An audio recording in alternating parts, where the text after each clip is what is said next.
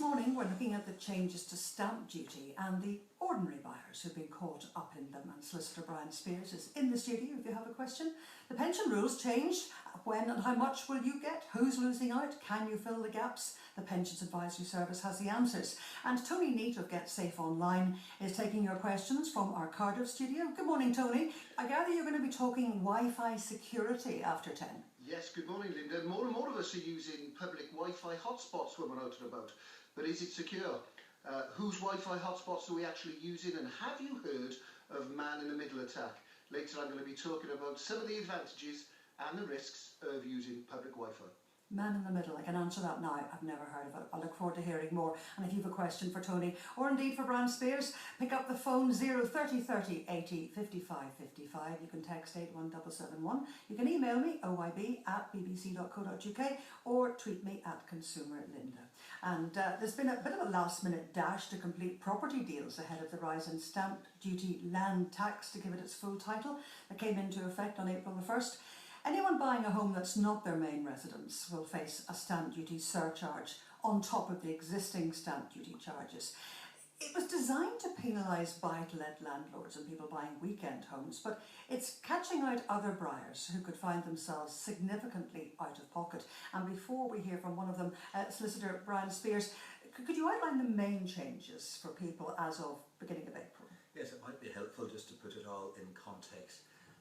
In December 2014, stamp duty generally was changed from what was called the old style slab system to a slice system of tax, and stamp duty in fact would have reduced for many buyers who are buying just their first time house and their only house. That means it's sort of tiered, slices. It's slices, and the difference in as you go up in value is charged at increasing rates, but only on that particular slice. So it's 3% up to 15% depending on how valuable the house is. This sort of thing. And that did have the impact of reducing stamp duty that some people pay if they're only buying one house. The Chancellor in his budget on the 16th of March has now introduced a surcharge which has a very dramatic effect on the stamp duty paid if you are purchasing an additional residence. And the difference is so significant that if, for example, you're buying a property at 150,000 under the pre-31st of March, you would pay £500. Now, if it's an additional dwelling, you're paying £5,000. That's going to make a big difference to people's decisions on what they buy. And I'm sure there was a bit of a rush to the finishing line in solicitors' offices. Running up to the 31st of March, every solicitor was busy who did property work, and given that it coincided with the Easter break, it was a really hectic time as people tried to complete their deals before the surcharge applied. Now, in theory, that should penalise buy-to-let landlords and people buying weekend homes, but it's affecting other people who didn't expect to be caught up. Some of the examples that we'll be talking about might be absolutely in that category, and people in different situations in their life, whether getting separated, whether they are moving around the country, are caught up with paying a surcharge which was intended to catch people simply buying buy-to-let, and the policy behind the government's decision was that they wanted more properties available for first-time buyers. Well, let's hear from this young man.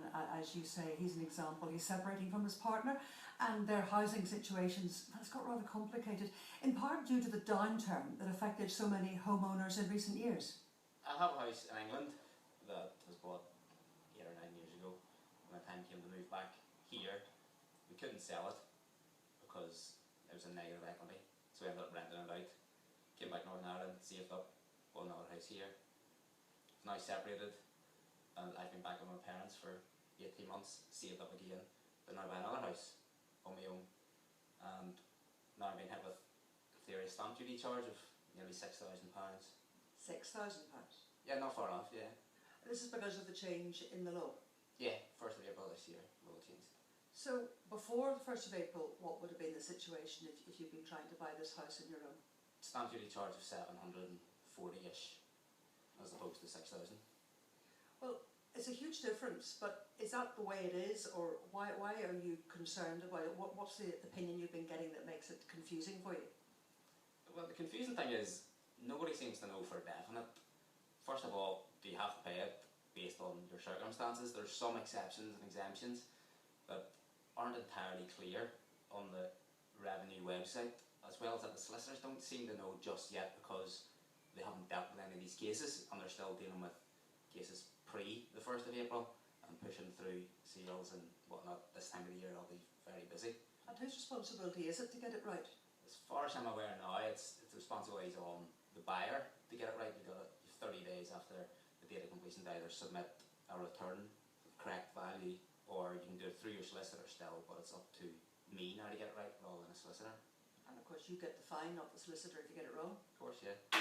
So you're coping with the divorce situation and the financial settlement of all of that, plus this? Yeah, exactly, yeah. So all of those things are ongoing, and this is part of moving on from everything that happened, and it's just a bit of a pain not knowing, and it's potentially going to kill the sale of the house. You have a printout here from HM Revenue and Customs.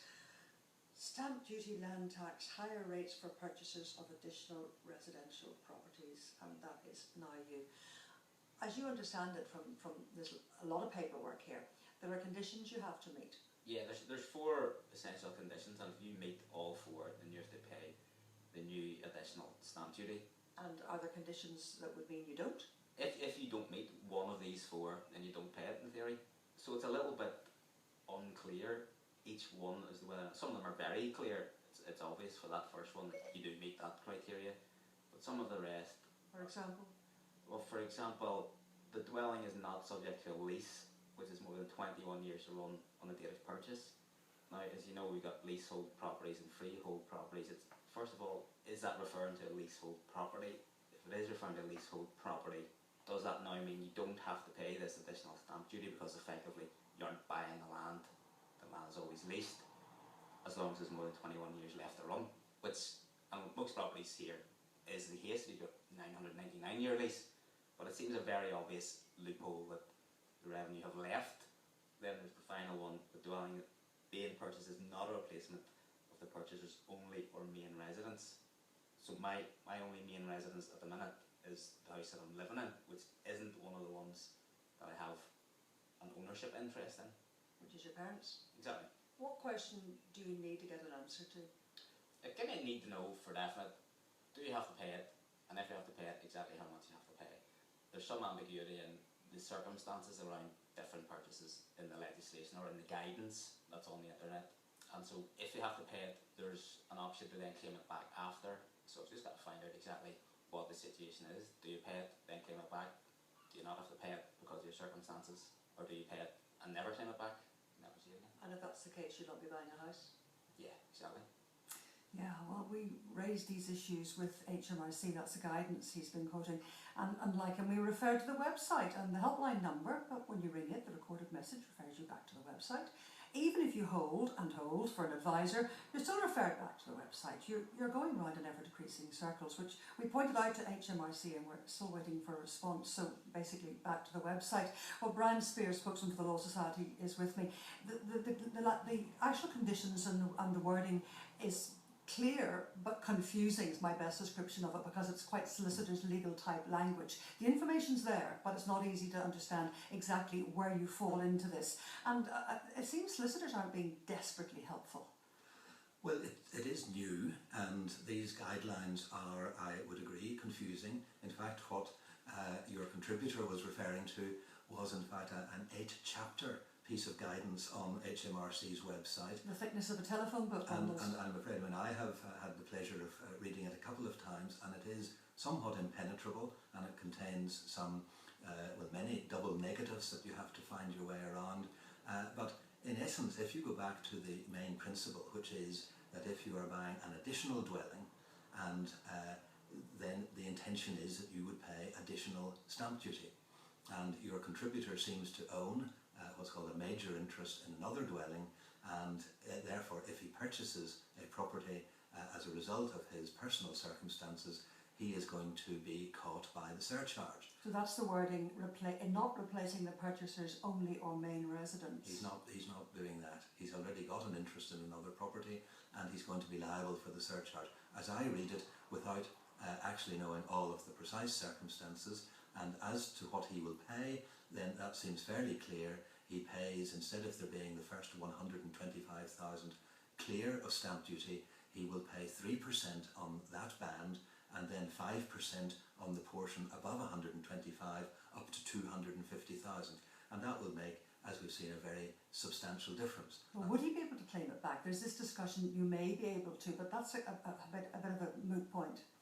If the property that is regarded as his main residence, where he lived with his former partner, is sold within 3 years of the date that he completes his new property, then he can apply for a refund of the surcharge element of the stamp duty. So apply, but there's no guarantee he'll get it. I just want to give you another example of another person, another young man caught up in this complication, and then we'll answer some more questions.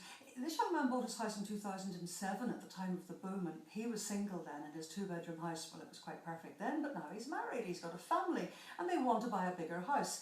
But as his mother explained to me, he has a costly problem. Basically, it's £90,000 in negative equity.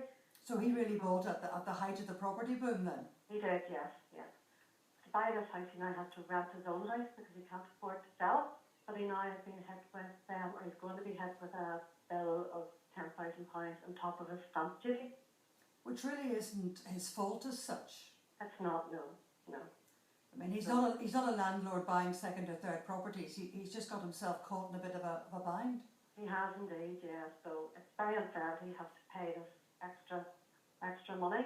Has he found anywhere that there's advice? Is there any way that anyone can tell him how it works, or if he has to, or if he'd be fined if he didn't? What's the information he's got? No, solicitors haven't even really seemed to have known much about it. And I went to an MP to see if they knew, and they haven't heard about it. They actually said, no, it's not in yet. People really don't seem to know that it's there, and people are going to get hit with a 3% tax on top of their stamp duty. So we contacted yourselves, hoping that you would give us advice on who he should contact to see, just to play this case and to see is there any way the likes of himself, and I'm sure a lot of other people are in that situation, you know, this tax could be waived. Well, if you've got a question like that young man's mother who's asking in his behalf, it's 030 30 80 55 55 or text on 81771. Brian Spears, spokesman for the Law Society, is with me.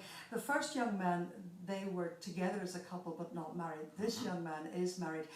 Does being civil partnered or married make any difference as to how it's regarded?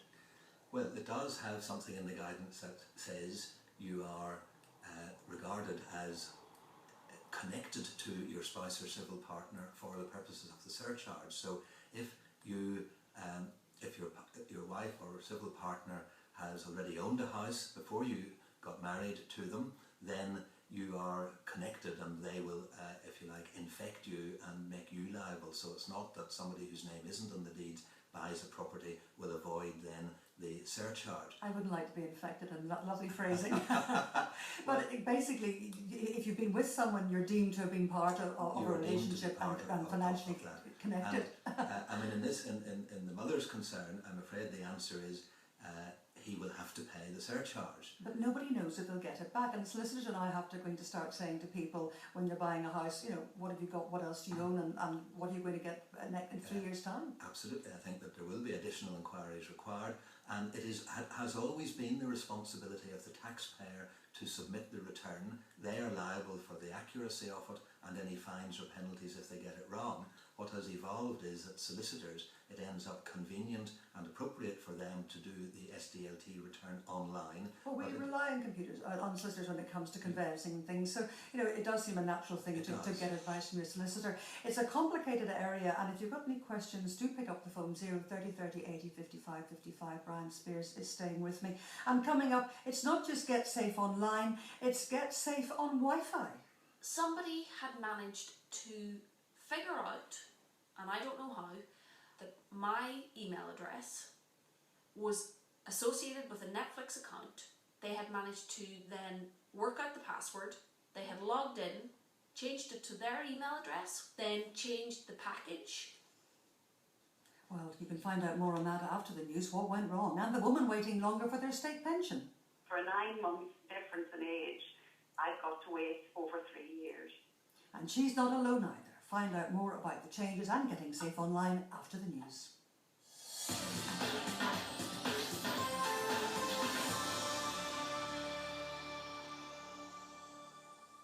BBC BBC Music NI. The junior choir going through to the semi-final. And the senior choir progressing to the semi-final. And the winners of the junior school heat. For 6 weeks, schools right across Northern Ireland have been vying for their place in the semi-finals of BBC Radio Ulster's School Choir of the Year competition.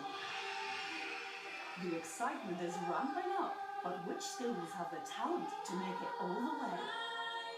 Join us for the second semi-final of BBC Radio Ulster's School Choir of the Year, Sunday at 2 and online at bbc.co.uk/Radio Ulster. You know, they're all so wonderful. I think they all deserve to win. Such lovely, cheerful young voices. That's just the second semi-final. Anticipation of the final is growing. I wonder who'll win this year. Welcome back, by the way, on your behalf. I'm Linda McCauley, and this morning we're talking about the changes to stamp duty and who's affected. And your questions are coming in by text on 81771 and phoning, of course, 030 30 80 55 55, or you can tweet me at Consumer Linda. We're also talking about the changes to the state pension, who's getting what and when and who's losing out, and the dangers of using public Wi-Fi. Tony Neats in our BBC Cardiff studio, and Solicitor Brian Spears is here in the On Your Behalf studio in Belfast if you have a question. But let's talk about public Wi-Fi, and this one involves Netflix and Wi-Fi. And when I say that, you're either going to know exactly what I mean, or you'll be scratching your head saying, what on earth is Netflix?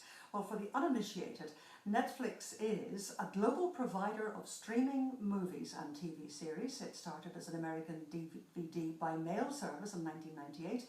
It now has over 75 million subscribers and streams to 190 countries. Now, of course, it's not free, you have to pay for it. And my colleague Helen is a fairly new subscriber, and she was horrified when she discovered that someone else had taken over her account. Last week, myself and my family were on holiday in France. We rented an apartment and we had some time to watch some TV for a change. So we signed up for Netflix for their free month trial. But in order to sign up for the free month trial, you had to put in your credit card, and then if you don't cancel it within a month, they will then start charging you. So that was fine. I put in my email address, gave myself a password, gave my credit card details, chose which package I wanted. They have several different packages, so you can choose to only watch it on one device or 2 devices or 4 devices. And that was fine. We watched our first few episodes of House of Cards very happily. And then a couple of nights later, we went back and I went to log into my Netflix app on the tablet, and I couldn't log in. It was telling me that there was no account associated with my email address. Now, I knew that that couldn't be correct, because when I signed up, I got emails from Netflix telling me I'd signed up, telling me which package I'd chosen. First of all, I noticed they had a live chat option on their website, so I thought that was the easiest way, given that I was in France and didn't want to be using my mobile phone in France. So I went on to the live chat, and the guy who I ended up speaking to, he said, oh, I can't find an account associated with that email address. But he understood that there must have been an account. So he said, can you give me your credit card details and I can search through the credit card? So that made me very nervous, and I said I didn't really want to do that. So he said, well, you can phone us instead if you don't want to give me your credit card details. So he gave me a phone number, but just to be safe, I actually looked up the Netflix number myself, and in the UK, and I phoned it from my mobile. And the chap that I spoke to there, he confirmed the same thing, that they couldn't search for it, but he said if I would give him my 16 digits, he didn't need anything else. You didn't feel comfortable doing that, though, did you? I didn't really feel comfortable doing it, but I also was really concerned about what was going on. Yeah. Because then when I went back into my email, I saw that the previous night there had been an email from Netflix saying that I had changed the package that I was on, and I knew that I hadn't done that, and that made me very concerned. So there were alarm bells ringing at this point? Yeah. So I gave the guy my 16 digits, quite reluctantly, but I gave it to him, and he was immediately able to find my account, and he said, the email address that you've told me that's associated with this is not associated with this. There is a man's email address. And so I said, okay, could it be my husband's? And I gave him my husband's name, and he said, no, it's not your husband's name. He said, it's a Gmail. I can't really give you any more information other than it's a man's name with a couple of digits afterwards. So someone had taken over your email account with Netflix? Somebody had managed to figure out, and I don't know how, that my email address was associated with a Netflix account. They had managed to then work out the password. Now, here's where I had done something stupid. I hadn't given a very secure password because I wasn't thinking that this was anything really that important. It's not my bank details, it's not my email address, so I didn't really give it a very complicated password. So I messed up there. But they had figured out what my password was. They had logged in. How they knew what my email address was, I don't know. They had logged into the Netflix account, changed it to their email address, which they could do without me receiving a notification that this had happened. Then changed the package to being from being able to use it on 2 devices to being able to use it on 4, so that as well as my phone and my tablet, which I was already using it, they were then able to use it on their PlayStation and some other device. And what about your credit card details? Were you not anxious that they might have got those too? I was extremely anxious that they had those too, and I actually went straight in and checked that had anything come out of my credit card, which it hadn't. I asked the person who I was talking to on Netflix, can they have accessed my details? And they say all that they can have seen was when you log into Netflix, it tells you your name, your email address, which package you've chosen, and your credit card details are blocked out apart from the last 4 digits, and it says Visa and then the last 4 digits. So I knew that was all they could see, but I was still very concerned going, well, if they managed to figure out what my email address was and my password was, what else have they been able to figure out? Well, you weren't at home on your own Wi-Fi. You weren't in a secure area. Is it perhaps where you were making these transactions, opening these accounts? Well, it must have been that my Wi-Fi was insecure. You were abroad? I was abroad. I was staying in a rented apartment. We were using the Wi-Fi in the apartment. I know that I messed up by not having a really good password to begin with, but you never suspect, or maybe we should, but I never suspected that while I was on holiday that somebody could obtain this information from my phone or from my tablet. And if they were able to obtain that information from my phone or my tablet through the Wi-Fi, what else could they find? Well, like Helen, Netflix assured us only the last 4 digits of the credit card can be seen when members log into their accounts. So anyone pretending to be you can't get those details. And Netflix says it employs strong security measures to keep member information secure. Netflix says people should be on guard when online, and says it proactively monitors members' accounts for fraud and suspicious activity, and also offers security advice and guidelines available. And there's a link from our website as well to netflix.com/security. But why did it happen? What happened? Like Helen, we don't know. And Tony Neat of Get Safe Online, can you understand what might have happened to her Wi-Fi and her Netflix account, and maybe anything else that might have been into in her computer? Yeah, there's an awful lot of things there that she's done. And can I say that I thought Helen did really well. She ought to be thinking about a job in the police force, because she really did the right thing. She investigated everything that she possibly could. Okay, she made a mistake. She didn't have the strongest password that you could have. Tony, I want to just tell you, because we did ask her in the office afterwards, do you know what her password was? Well, I'd say that it was probably one of the famous ones. Either 1234 or password. Password, yes. And that's because she didn't think it was terribly important at the time. No, you wouldn't, would you? And a lot of people think like that, but it is important. It's important with everything that we do. Now, one thing we say in Get Safe Online is not to change your password regularly, because there's no point as long as you're secure. But if you feel it's been compromised, then you do need to change it. But use a nice strong one in the first place. You know, she was away, she was in an unusual location. Possibly use some of the things she'd seen while she was away. She'll always remember it. But what has actually happened there? You know, it's very interesting. She's obviously checked to see if anything else has been compromised in relation to her email, her financial, and she hasn't. So, yeah, I'd be thinking the same as Helen. I'd be thinking something's happened to the Wi-Fi. You've got to remember that wherever you are and you're using public Wi-Fi, it's inherently insecure, because you don't know whose Wi-Fi you're actually using. So you sit down in a coffee shop or an airport, or you get on the train, and suddenly your machine suddenly puts you in it automatically, and you feel, oh good, I've got Wi-Fi, I can do a bit of stuff now. Are you saying you shouldn't do anything in public Wi-Fi? No, I'm not saying you shouldn't do anything. It's a fantastic opportunity now, and it comes with its advantages, but it also comes with disadvantages. The advantages are you might get faster speeds, you're not paying potentially for it, but the disadvantages are the security. Whose Wi-Fi are you logging into?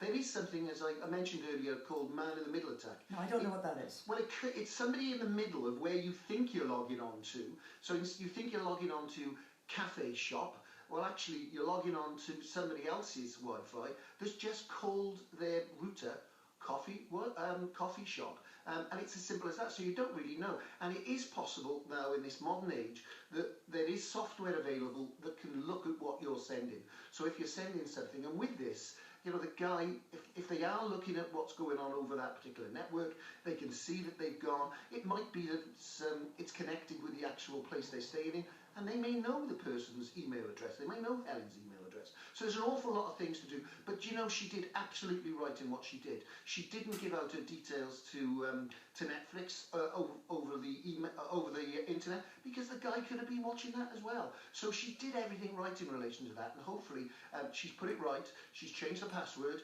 I'm a little concerned that after giving your credit card details to Netflix, they wouldn't tell you what the email address was. Surely you've proved it's you. So that's a little bit worrying, and I always feel that some of the data protection issues maybe are over-pushed. But I think she's done everything right, but it is for something for people to realise that using Wi-Fi hotspots are not absolutely secure, and we need to think about it. What about having your Bluetooth open all the time? Could that be a factor? Do you know, I regularly try and remember to turn mine off, and one of the problems is I'm in my car all the time and it connects to my car regularly, so I regularly forget to do it. But it's not good practice. Any access point into any of your devices is not necessarily good, and if you get the opportunity, turn it off, because it does give criminals, they've got to be sophisticated criminals, but it does give criminals a leg up in relation to accessing your devices and then your information and your financial information. I know you talk a lot about passwords, and I know you've given advice about using different symbols and figures, etc., and muck it up a bit. Or even I remember one of your great tips was use another date of birth, not your mother or not your mother's maiden name. Make it up a bit. But what about double encryption? Now that's come across my wavelengths recently after my brother's email was hacked in America, and I got the most amazing emails which he wasn't sending, and he said he was going to do double encryption. Explain that. Yeah, there's all sorts of things about it. I mean, something that Helen could potentially use is something to encrypt the stuff on there. It's called it's a virtual network that you're using when you walk down the particular areas that we're talking about, and it's VPN, virtual private network. But we're starting to get a little bit complicated. It's getting a bit complicated. See, I'm going to end up, I won't be able to get into anything because I won't be able to know my passwords or anything. So, you know, we really don't want to be starting to go down VPNs. We just need to be secure. So when we're at the coffee shop, let's not put personal information in unless we know it's HTTPS. So that means... The little padlock, yes. The little padlock. So if you and of course, if you're online, no information should be passed to a website unless you see that HTTPS, because that makes it secure. You know, scan the internet, look at all the things you're looking to, look at the things you're potentially thinking of buying, but when it comes to buying it, do it from a network that you know is secure, maybe your home. But the other alternative, of course, what I think is very secure, is using your phone, using 3G or 4G. They're very, very secure. So look at your bank account, look at buying goods and services online, but using your phone when you're doing it. And that, of course, might cost you money. What about, and I heard this recently, having a separate bank account for online purchases? Yeah, I regularly talk about people actually having a separate credit card and having a very low limit on that credit card. So if something does happen, then you know that it's that particular credit card. Plus, you always check that credit card because that's what you use online. But to be honest, not always is or very rarely is your credit card actually compromised online. It's normally compromised in the real world and then used online. So having a separate bank account is another good way of doing it. Restricting it down, restricting how much information, how much money the criminal, if they happen to gets into your network. But I will say, Linda, if you're thinking about going down to get a separate bank account, you're pretty au fait about what's going on. You're switched on. And if you're switched on like that, the chances of something happening to you have been greatly reduced. Here's somebody who's calling you a dinosaur, Tony. He says every time you send an email, your address is on that email. He says, I can go in and type in your email address, get the password wrong, request a change of password, change the password, and that's you locked out of your account. Nothing to do with the Wi-Fi. No, but you're sending that email to someone specifically, aren't you? And you know who you're sending that to. And I've recommended on a number of occasions that we should have more than one email address. And I have throwaway email addresses that I use for spurious things that you can go and pick up an email address anywhere. And if it's been compromised, it doesn't matter because it's not your personal one. Keep your personal ones and the ones you use all the time very, very strong. Keep them to yourself, so you don't. And if you're just sharing them with someone you don't even know, use a different one. I am a bit of a dinosaur, I know, and I try and keep up in relation to it. But yeah, there are lots of issues in relation to it. But for that one, use separate email addresses when you're sending it to websites that you don't know. Tony, I'm glad the dinosaur answered the question. David, that was his question, David. I hope the dinosaur answered that for you. Tony needs coming back to talk more about keeping safe online later in the month. So if you've got any more questions, do pick up the phone, or indeed criticisms too. 030 30 80 55 55. Text 81771. And do take care of some of the emails that do come to you. I got one this week from Password Reset Request, pretended to come from Apple. It wasn't from Apple. And there's another one the Law Society's been warning about emails from unknown persons asking you to access Dropbox to download documents. I think the buzzword here is be suspicious. Be suspicious. I suspect, Brian Spears, as solicitor, you don't take these things at face value. You don't immediately react to what comes through by email. Absolutely, and all solicitors are very familiar now with the potential for people to get access to information, and of course the criminals want access to the client monies that solicitors are holding. I think I heard that case recently where it was a scam and the money was all moved from the client's account. Yes, and that was interception of emails and pretending to be the solicitor and saying, please send it to this bank rather than the bank we previously advised. And of course it was an intercepted situation. Everyone is vulnerable. Here's a question on stamp duty. We're just about to buy a new house with the aim of moving from our current house into the new house before selling our current house. I know what you mean. So technically we'll have two houses for 2 months. That's going to cause a lot of trouble with people who go to view a house and say, yes, our house for sale. Do you foresee problems with this, with people just in between and maybe getting pushed into having paying more for a house because of the stamp duty? Well, not everybody will be in a position of buying a new house before they've sold their current one. But they're trying to. But it can happen. And the answer, the answer is yes, they will have to pay the surcharge duty, and they will have to then reclaim the surcharge amount whenever they sell their present house. And I hope that works out. I think Chapter we're talking 6 about of this. the guidance. Chapter 6 of the phone book. We'll come back to that on another occasion, Brian. Thank you for that. Let me move now to pensions. Wilma is a woman of a certain age, and she's one of a group of women born between 1950 and 1955 who are having to wait longer for their state pension. Longer than they were told when they started work, longer than they were told in 1995, and Wilma's particularly annoyed because she misses the latest cut-off by just a few months. She'll nearly be 66 before she gets hers. So she turned to the WASPI campaign, Women Against State Pension Inequality, to make her voice heard. When I'm 65 years and 4 months old. That's quite a difference, isn't it? It is, indeed it is. And when did you realise, when were you told just how long you'd have to wait? I sent for a state pension forecast in January 2012, and that was when I got that. I was horrified to realise that my state pension age was now 65, or over 65. It's a long time to wait, isn't it? It absolutely is a long time to wait, and I think that the severity of the change in this has been that a friend of mine, who's only 9 months older than me, will actually be in receipt of her pension in July this year. So for a 9-month difference in age, I've got to wait an extra over 3 years. Do you have a full contribution record? I do, yes. I have 45 years, well, last year, 45 years of contribution. And of course, when you first started work, the understanding was you pay us every month, and when you get to 60, we'll give you your pension. Absolutely. I can understand that they're trying to bring in equality with men, but I think that, just the steepness of this is really, it's an awful blow. People's lives have been devastated by it. There's a lot of spiel about how we're going to be better off on the new state pension age, which is not true. We've lost a lot of money. What about your own pension? Will you have another pension, or are you just going to have to keep working? Well, I have a very small pension. It's actually a bank pension. Certainly wouldn't be enough to keep me going. And I do have some savings, but those savings, if I did give up work early, would have to keep me until the time that they eventually decide to pay me my state pension.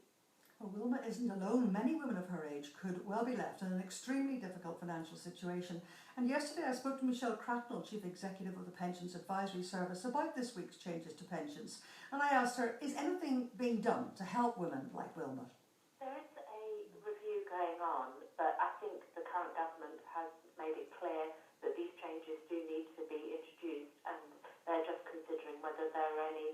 actions they can take for the females particularly affected by it. I think Wilma's story is a very good illustration of how important it is that people review their pension details, not just their state pension, on a regular basis, because there are changes to equalise the pension age and then take it up to age 66. But there is currently another review going on that looks at the increases, potential state pension increases beyond that. So people do need to be very alert to keep checking what might affect them regarding state pension ages. But let's be clear, if you've got your pension now, nothing is changing, even if you deferred it. Absolutely. So we've got a new state pension age, new state pension that was introduced from this week, April 2016. But if you've already reached your state pension age, whether you're taking your state pension or not, your pension will be calculated on the old basis. It's only for people who reach their state pension age from the 6th of April 2016 onwards.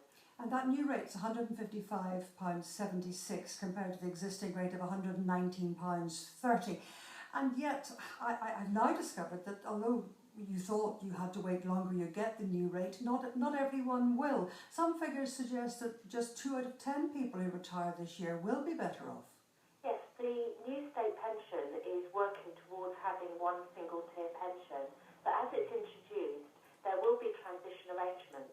So some people will get more than that, but also some people will get less than that. And it will all depend upon the private pensions that you've been a member of. And so again, if you're over the age of 50, it's a really good idea to log on to gov.uk and get a state pension forecast, because you shouldn't assume that you will automatically get £155, but it will depend upon your pension history in the workplace as well. And we'll put the links up from our website, certainly. But you may well, and you may not have known it, have been contracted out or opted out. Your employer may have contracted you out. So in that case, there'll be gaps. So you won't get the 155. That's right. Instead, it will be that part of the state pension was provided for through the workplace pension scheme that you were a member of, that was contracted out of an element of the state pension scheme. Which is another good reminder that actually this April, if your salary hasn't changed and you work for a large company and have been with them for quite a while, you could find that your pay packet is different, because contracting out, which is what you've referred to, is disappearing as from this tax year as well. So there won't be this anymore. There'll be no areas of grey areas where, but you were contracted out and assumed to have made a better pension. That's right. No more Class 2 contributions either. That's right. And for people who are employed, who may have been in the contracted out scheme, they should have received a letter saying how then their pay packet will be affected, because the national insurance rebate that they were receiving as an employee of 1.4% on part of their earnings will disappear from the 6th of April 2016, and that instead they will be qualifying for the new state pension in respect of their future employment. And another change, the number of qualifying years, which has gone up. So that, again, may affect people in the future. That's right. For the new state pension, the minimum qualifying period is 10 years, and 35 years is the number of contributions needed to acquire the full single-tier pension. And changes for widows. What's new? Yes, one of the changes that's being introduced with the new state pension is that each individual will build up their own entitlement, whereas in the past it used to be able to build up a state pension in respect of your husband's records.